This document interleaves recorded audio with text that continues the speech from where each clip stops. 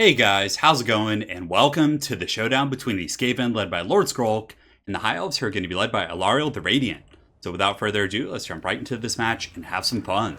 So in the front line, I do have an entire core of the Storm Vermin with swords and shields. I definitely feel like they're going to be the safer pick. They have pretty good combat stats, 37-45, and also something that a lot of people don't remember about Storm Vermin is that they do come with 120 models. So even if they're facing off against White Lions, for example, who only have 75 models, they're definitely going to be pretty efficient in terms of like a War of Attrition style of play. And on top of that, if you do have Lord Skrolk with Blessed with Filth, giving them poison, they can do really well against most infantry. So we have an entire front line of these guys. You can go with the Halberd variant just to be a little bit safer against Cav, but the Sword and Shield variant is pretty good against High Elf missiles. On top of that, they can hold forever against Spearmen, and even against like Phoenix Guard and a lot of these troops. I mean, unless they bring Swordmasters of Hoeth, the Stormvermin with swords and shields are definitely going to hold for pretty long. For our Lord, we do have the mighty Lord Skrolk, so he's definitely going to be the most competitive pick in pretty much every matchup, simply because of his activatable items. So he does have the Libra Bubonicus, which is basically like, I think somebody said it was like 2.5 or like 3 Spirit Leeches. It's really good, does a ton of damage, has 2 charges, great against Lords. You can even use it against heroes and elite troops, and it's just so solid. On top of that, he does have the Rod of Corruption, so AoE damage coming from that. We have the Vermintide. We also have Wither, so Wither's also very good with Storm Vermin. If they're fighting against White Lions, you can Wither them, put them down to 60 armor, and the Storm Vermin will really win that matchup pretty handily if you get that off there. On top of that, we do have the Blessed with Filth and also the Plague Breath, or Pestilent Breath. Pestilent Breath is quite good against High Elves because against Spearmen it does a ton of damage due to their light armor, and if they're playing with Archers and Sisters of Averlorn and targets like that, it's very, very powerful.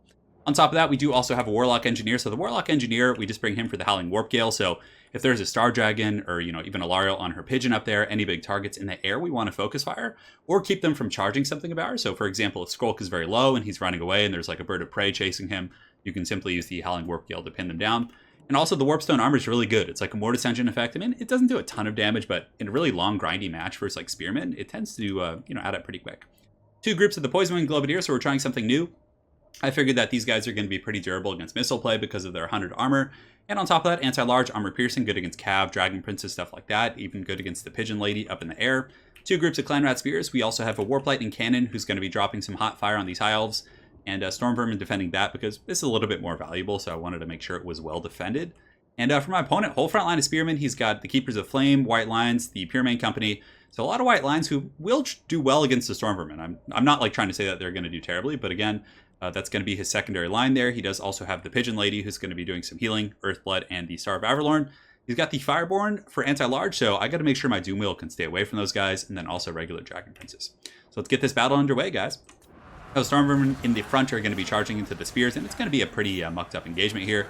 You can see the Warlock Engineer is going to be scurrying through the ranks with his Pimp Staff, and as soon as he starts fighting, there's going to be a Mortis Engine effect going on. So now you can see all these guys are being drained, which is nice. Plus with Filth going down here, and you can see that the Pigeon Lady got a little bit too forward. She wanted to get an Earthblood off and probably a Star of Averlorn. She's taking some pretty heavy fire here from the Poison Wing Globadiers who do have anti-large. The bird's not taking like the brunt of it, but it looks like, yeah, that's adding up pretty quick. So she's getting burned down, so my opponent, you can see he realizes this at this point. He's going to be pulling back, but he does get a Star of Averlorn off in the front, which is going to be giving some pretty good healing to these guys. So I just kind of reset my Poison Wing Globadiers, looking for another opportunity here. And at this point, I do see that my opponent does have Dragon Princes. So the Dragon Princes come around the flank here, which is going to be pretty scary since all I really have are Clan Rats. And it looks like the Fireborn are going straight for the Doom Wheel. So I did charge the Doom Wheel into the front against the Puremain Company, and you could see he's doing a ton of damage to the Puremain Company. Only 9 kills, but a lot of those are against elite troops. But the Dragon Princes just come in and slam into that Doom Wheel. Just Space Jam Slam, just doing a ton of damage. But I do have some pretty good Overwatch here from my Globadier, so hopefully they can do a little bit of damage. My Doom Wheel is just getting melted, so my opponent doing a ton of damage here, so very, very scary situation. And I decided to leave my Warp Lightning Cannon on the Pigeon Lady to see if I could break her off, but unfortunately she is starting to move again, so I'm not getting direct hits like I was. In the back though, we're able to screen out the Dragon Princes, and you can see the Globadiers are getting their little satchel bombs off and doing some pretty good work. And the Dragon Princes are trying to maneuver up and around, but every time they do, I just take the angle. So basically they have to take a wide angle to get up and around, and I can just cut straight across and kind of intercept them a little bit easily. And the whole time they're running, they're also taking that Globadier fire, and it seems to be doing some pretty good work, so happy about that. Granted, they should be in a box formation, but I was just moving them in such a hurry that I didn't get a chance to give them the perfect formation. In the front line, I am breaking. You can see the Storm Vermin are starting to flee. The Puremain Company are rushing through, which is a little bit unfortunate. So I send in the Doom Wheel, and the Doom Wheel is going to come in and just run over a bunch of these guys, doing a ton of damage, which was really good. And now their AI is going to be tugged onto the Doom Wheel. So my Globadiers are going to set up and actually start throwing some bombs at these guys, so hopefully they'll be able to do some pretty good work against these filthy white lines. So all is going pretty well. Bounce power is probably relatively even at this point. You can see in the back, he's trying to get the Dragon Princes onto my artillery, but I was able to screen him out with the Storm Vermin, so definitely nothing for free in this game. In the meantime, the Fireborn are circling around. I will be able to intercept them as well with my Clan Rats, and they're taking Globadier fire to the face, just getting melted. So the Globadier is doing very well when they're not impeded by missile play, but they are going to take a charge a little bit from these Fireborn here. But for the most part, I think we've gotten our money's worth, and even if they are being attacked, the Warp Lightning Cannon is still going to be blasting those guys into another dimension, which is great. In the front, these Storm Vermin really performing well with the Blessed with Filth. They're up to 84 kills, just massacring these Spearmen, and also, of course, the Warlock Engineer. Warlock? Is it Warlock? Warlock Engineer? I always get that wrong. I think it's the Warlock Engineer is going to be draining. So that Mortis Ascension effect, even though it's only a couple like HP and damage, it still adds up over a very, very long fight there. So pretty happy with his performance. My Doom Wheel, however, has taken a ton of damage. So my opponent was able to get his Fireborn and also some of his other spears. Do a lot of damage to my Doom Wheel, so it's probably not long for this Earth. But the Fireborn really got melted by these Poison Wing Globadiers. So these guys have been doing great for me since they haven't been pressured too much. And again, he had two very expensive calves, so it was relatively easy to kind of screen them out with Clan Rats and other troops like that. Whereas had there been like, you know, two Dragon Princes and then maybe like, you know, cut down the front line a little bit, like, you know, cut the Keepers of Flame, for example. Maybe he was expecting some like Rat Ogres or stuff like that, but just cut the Keepers of Flame and then get like a bunch of Reavers. If the Reavers had been pressuring, I wouldn't have really had enough troops to kind of stop them there. But anyways, the Doom Wheel is going to be slamming into the back of these guys, trying to do a bit of a rear charge and break them, but of course the Keepers of Flame are very elite, and they'll most certainly be able to just absolutely pimp slap my Clan Rats here. As you can see, they're being sent to another dimension as well. And the Star of Averlorn is going down, which is doing some pretty good healing, but the Rod of Corruption and the Doom Wheel rear charge actually did a ton of damage to the Keepers of Flame here, which was very good.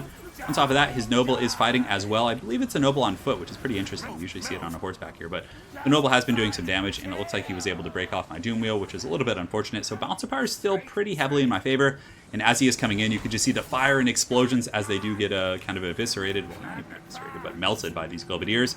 And I do send in my Clan Rats to kind of hold them in place while they take Mortis Engine damage from the Warlock, and it also allows me to reposition my Globadiers here to get some pretty good volleys. The Fireborn have come back, but Lord Skrulk is running over with his sensor swinging about, and it looks like he's going to get a pretty good club there. And Skrulk doesn't have the best armor-piercing damage, but he still has 400 plus. Oh man, that double uppercut!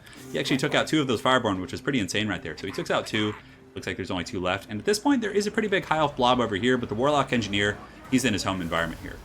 He's going to be adding a draining effect to this combat, draining all of these Spearmen, these White Lions, and these other troops, and definitely doing a very good job. So yeah, you can see that. And pretty much all of the Mortis Engine effects in the game now, you have to be in melee for them to be effective. So the Spearmen getting drained there pretty good. You can see there are some White Lines, but they're all kind of blobbed up here, which is pretty inefficient. Granted, he might just be trying to overwhelm this engagement here, and then, you know, from there move as a bit of a Death Star to keep a little bit more cohesion.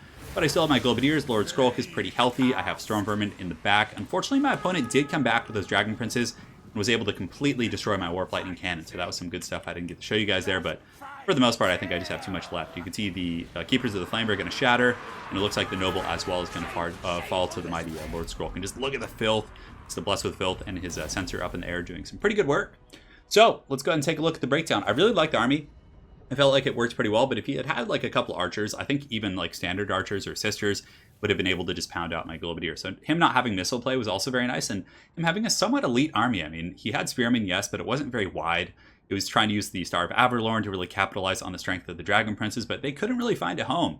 And honestly, maybe just charging them into the front line and just overwhelming my Storm Vermin might have been a pretty good idea, but trying to get around the flanks, he took a ton of damage from the Warp Lightning Cannon as well as the Globadiers and all that stuff. And the Storm Vermin plus the Doom Wheel and Skrulk and the Mortis effect really did a pretty good job there. But yeah, let's see. So Lariel, the Noble, I would definitely just put the Noble on horseback. It would allow it to chase down the Doom Wheel and just be a little bit more maneuverable here. I would probably cut the Pure Main Company because the Guardian wasn't terribly useful. I mean, as far as like getting better stats, yes, the Pure Main Company is going to be better against Storm Vermin, but I really don't think it's worth it. Because White Lines aren't the best in the first place, but yeah, you can mix in a couple. I do like the two White Lines. I think they'll cut through Storm Vermin relatively efficiently, as they did in the center. But cut this, and then just go wider. Just get a bunch of Reavers, get some Illyrian Reaver Archers, just, you know, a lot more pressure. I mean, even one group of Sisters of Averlorn could have done a ton of damage against my Doom Wheel or the Warp Lightning Cannon or anything like that. So that would probably be my 2 cents. So yeah, maybe the 4 Spearmen, cut these 2, get some Illyrian Reaver Archers, also get one group of like Sisters of Averlorn, put the Noble on horseback, and maybe even get a second Noble. The 2 Nobles alone, even if you want to like just cut the Fireborn, for example, and just go with one group of Dragon Princes, I don't know, it all could have worked. But again, the Fireborn are pretty good against like Rat Ogres and Hell Pit Abominations as well as Doom Wheel, so they actually did a good job shutting down my Doom Wheel initially, which forced it out of the front line. So very well played to my opponent, Mari Sakal. Mariscal? Mariscal. We'll just call him Mariscal for now. Look forward to running into you again on ladder, and hopefully you guys enjoyed this Skaven versus High Elf game. Have an excellent night, guys, and take care.